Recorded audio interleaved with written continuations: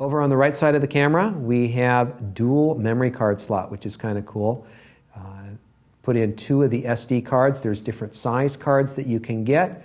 Right now, and this changes about every 18 months with Moore's Law, but right now kind of the sweet spot is 32 gig. Not too far away, the 64 gigs will be coming down in value in comparison to the 32s. But get whatever size fits your needs and budget appropriately. One of the menu settings that we're going to go in and adjust is custom menu F7, which forces the camera that if there is no cards in the camera, you cannot take a picture. So you'll no longer be able to take a picture without film in the camera. And so it's just kind of a safety protocol that we can turn on, which is kind of nice. Be aware that on the sides of these cards, there is a write protection switch. If it's in the downward position, the card is locked, and you can't write or erase information off of it. So if your card is not working, check the position of that slider switch. There is different speed cards out there. The average user doesn't need to be overly concerned about the speed of their card for day-to-day shooting. If you shoot a lot of sports photography, if you are working for Sports Illustrated and you're downloading your cards really quickly, it's nice to have a faster card, but for day-to-day work, nothing particularly fast or at the very extreme needs to be had. If you do shoot video, you do need to keep an eye on what card class you are getting. This is a slightly different rating. This is how fast the card can continuously write data, which is how video is done. It's on a continuous stream of data. And you want something class 6 or higher for shooting video. Many of the newer, faster cards have gone to this newer, faster UHS rating. So a UHS class 1 or class 2 is really a super fast card. The best way to get information from the card to your computer is just by taking the card out of the camera and plugging it directly into your computer. You can use the card readers. They're definitely a lot better than plugging your camera in. But if you do have a card slot in your computer or your laptop, that's going to be the fastest way to get that information transferred over. All right, on the front of the camera, we have a little lamp. This does triple duty, red eye reduction. We talked a little bit about that before. The self-timer blinks to let you know when you're going to get this picture. And it's a very low-powered flash to help in autofocus situations where it's very dark. This irritates me. Not because I'm a private eye and I sit in a car and I have a light shining out of my car indicating that I'm trying to take a picture, but it is just kind of irritating sometimes when you have this light shining into your subject's face. I haven't found it really necessary if you know what focus points are active and where to point them. But we can control this in the custom menu A7 by going in and turning off this light or leaving it on. Kind of depends on your needs, so we'll get to that in the full menu setting.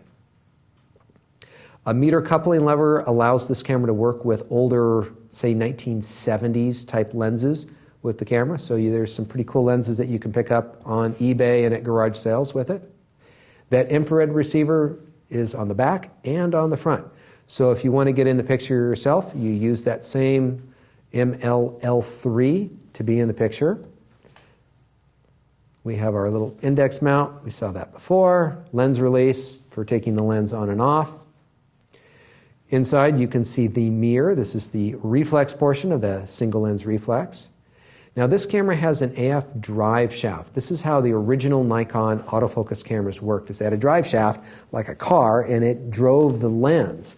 Now, this can work all of those early autofocus lenses from the late 80s and all throughout the 90s. The step-down camera from this, the 5200, the 3200, they do not have the autofocus drive shaft, and they cannot work with the older lenses. So that's one of the advantages with this camera is there's a much wider range of lenses that you can work with on this camera. Down at the bottom of this camera, it has an all-purpose button called a function button. And this button will do one of many different things that you program it to do.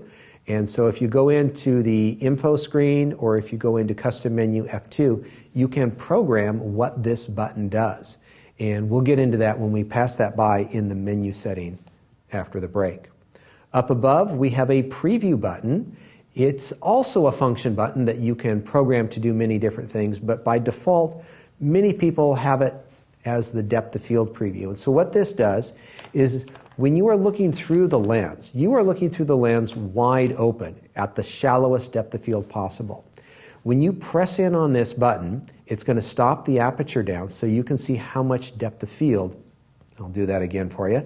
You can see on the left we're stopping the lens down, so there's the aperture, and over on the right you can see how much depth of field we're getting when we stop that lens down. And so it's a good way to see how much depth of field you're going to get in your actual picture. In many cases, I'll just take a picture and look at it on the back of the screen. It's sometimes easier. But in some cases, it's very bright lit situations outside, and it's not easy to see the back of the screen. So it can be a very helpful button. It used to be exclusively on the top of the line professional cameras, and it's kind of filtered its way down to all the cameras. And so that's what's going on the front of the camera. Let's go down to the bottom of the camera. And real quickly, EN-EL15 comes with one of the batteries. Standard Nikon battery is going to sell for about $60. If you want to go into the setup menu, you can see some very specific details about how good that battery is, how many shots you've taken on it. Handy little thing that we'll take another look at in the menu setting. There's another little rubber door on the bottom side, and this is for adding the MB-D15 multi-power battery pack. And so if you like to shoot vertical, and people who shoot vertical, portrait shooters and sports shooters, if you do a lot of shooting, this is more comfortable in the long term. You can shoot from high levels, low levels, and your hands are just in a much more comfortable position. So if you do a lot of that, I'd highly recommend the grip. It's also good for people who just have big hands, or anybody who uses a lot of battery power, because you can use two batteries at the same time in the camera. Standard tripod socket, so that's going to work on all the standard tripods. You'll have your serial number down there, so record that for your insurance purposes. Talk about lenses real quick. So standard lens on this kit that you often get with the camera is the 18-105, in which case it has filter threads of 67. Many different Nikon lenses have many different filter sizes. This is not the filter size for all lenses. But if you do want to get a UV or a protection filter or a polarizer, you want to get a 67. There's a little notch up towards the front that it's for mounting a hood. Now the hood is going to help block bright light from hitting the front of the lens. It can be very helpful in bright light situations. And then we have our standard things on the lens. We're going to have our zoom ring for changing our angle of view. You'll see what focal length you're at. You'll have a focus ring. It does change in different positions on different lenses when you are in a manual focus mode. And in slide after this, I'm going to go over the lens info, the alphabet soup of Nikon lenses. The lens mount index, which is what we align with the index on the camera for putting our lenses on and off. And then there are some CPU contacts, some electrical contacts on the back of the camera that you want to make sure are not obstructed or dirty or broken or anything like that, because it's how it communicates with the camera itself. Now, Nikon is definitely at fault for loving the alphabet and calling their lenses with many, many different letters. And so here's kind of a definition of what some of their more common letters are. AF obviously stands for autofocus. They have two different abbreviations as far as I can see for silent wave, which is a really quiet focusing motor that they use in pretty much all their cameras now. D stands for distance information. You're going to see this on some older lenses. The newer lenses are G, so G is the new D. In general, most of the lenses you find these days are going to be G lenses. DX means it's specially sized for the smaller sensor on this camera. ED means it's got really good glass. Extra low dispersion means you're going to get good color, good sharpness on it. Typically it happens more on the telephoto lenses. G means it has an electronically controlled aperture, which is all the lenses that Nikon has been doing for the last, well, almost decade at this point. And so it's the very common lenses that you'll see out there now. Internal focus means it's probably a little bit faster in focusing. Micro simply means it's good at close-up capabilities. Nano crystal coating, the N is kind of the premium letter right now. It's the most expensive letter in the alphabet. It's what they put on all their really high-end lenses. It basically makes them sharper and makes sure that all the colors land in the right area. Vibration reduction is something that many lenses are having these days. It's the built-in pitch and yaw system where the lenses are adjusting for your hand movement. And you might see a Roman numeral number 2, and this is not second generation vibration reduction, but it's the second generation of that particular focal length and aperture lens in autofocus. The vibration reduction, there are different versions of it. You have to go back and look at the introduction of that lens to see which generation it is. And I think you can find all that information out at the Nikon website. So finally on the lenses, you need to be very clear between FX and DX lenses. So let's explain it. DX lenses are labeled as DX. FX lenses are just not labeled. Your camera is a DX camera and can use DX or FX lenses. The full frame cameras from Nikon require a full frame FX lens. All right, so with your DX lens, it casts an image circle that's big enough to fit the frame that you have within the camera. Now, some possible roads down the future for you, you might say, is if you take your current DX lens and you upgrade to a Nikon D600, 800, or something else, it doesn't fill the frame with the image. And you get these dark corners that are called vignetting that most people see as unacceptable. If you buy an FX lens for your D7100, it is going to produce an image that is larger than necessary for the cropped size of the frame. There's not going to be any problem with that. In some cases, you're kind of overbuying on the lens, but in some cases, there is no other option. If you want a 500 millimeter lens, they don't make a DX 500 millimeter lens. They only make an FX 500 millimeter lens. And in the telephoto case, it's actually to your advantage to use those lenses. So you can use anything you want with this, but if you do upgrade to full frame sensors, your DX lenses are something that you're probably going to want to sell off. And as far as the lenses, we're going to end up with my recommendations on the lenses. So the 18-105, it's okay. There's nothing terribly wrong with it. It's not real fast in low light conditions. You're kind of limited with that 5.6 aperture. But it's a good starter lens. Some people want to have more range, so they like the 18-200, and so for somebody who travels a lot, that could be quite handy because you don't have to change lenses and you have a much bigger range.